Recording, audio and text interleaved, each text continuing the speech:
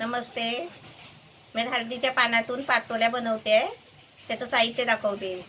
ही 5 पानं मी हळदीची आणलेली आहेत आणि स्वच्छ आहे ना, ती धुवून एकदम मस्त एकदम नळाखाली धरून स्वच्छ धुवून घ्यायची.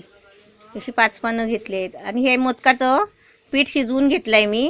म्हणजे असंच कालवून पण घेतात, पण शिजवून घेतलं ना की ते म्हणजे जास्त चांगले होतात. आणि हे मोदकाचं सारण आहे, म्हणजे मोदकाचं सारण बनवतात तसंच मी बनवलेलं आहे. हे पिठाची आता अशी गोळी घ्यायची करून आणि ती हळदीच्या पानावर ती अशी थापायची. पाणी हाताला लावून अशी थापून घ्यायची. असं पाण्याचा हात घ्यायचा आणि ते त्याच्यावर थापायची. एकदम पातळ, एकदम पोळीसारखं एकदम पातळ पुरं केली. पान भरून असं पाणी लावून लावून थापून घ्यायचं एकदम किनारीपर्यंत.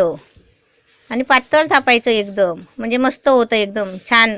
आणि दिसायला पण छान आणि खायला पण छान लागतात, कारण ते पहिलंच पीठ आपलं उकडलेलं आहे ना त्याच्यामुळे.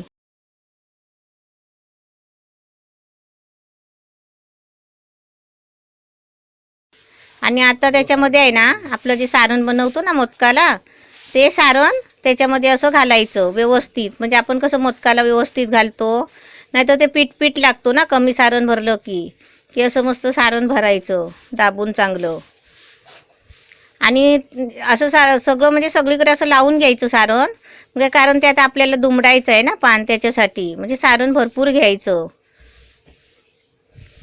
आता तुम्ही असं म्हणजे पीठ कालवून पण करू शकता, पण ते कसं माहिती आहे का, थोडं म्हणजे असं उघरट लागतो. म्हणून मी काय करते, म्हणजे मोदक बनवते ना त्याच्यामध्ये 5 हळदीची पानं आणायची आणि अशी सारण भरून दुमडायची. अशी मस्त दुमडून घ्यायची पानं. अशी मी 5 पानं भरून घेते आणि तुम्हाला दाखवते. आणि हे कसे फुटत नाही.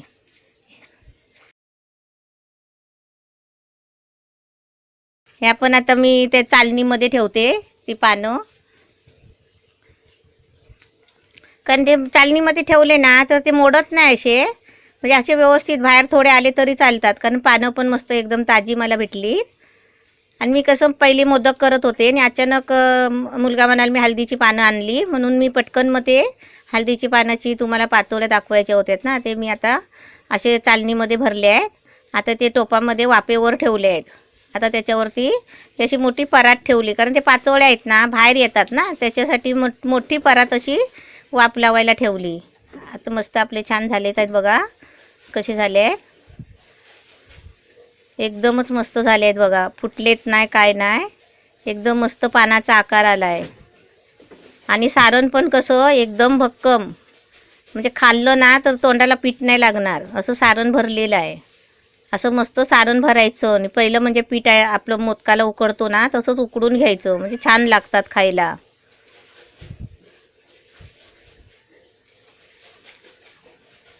हे एकदम मोठं पान होतं त्याचं बघा, मस्त मोठंच्या मोठं एकदम आलेलं आहे, छान आलं आहे बघा.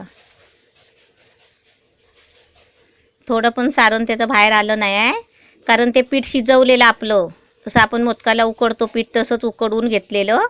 बस. आणि असेच बनवा, कारण ते तुटत पण नाही, मग खायला पण छान लागतात.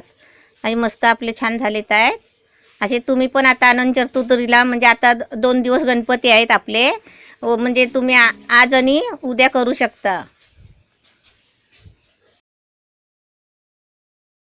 आणि मस्त आपले छान झालेत आहेत.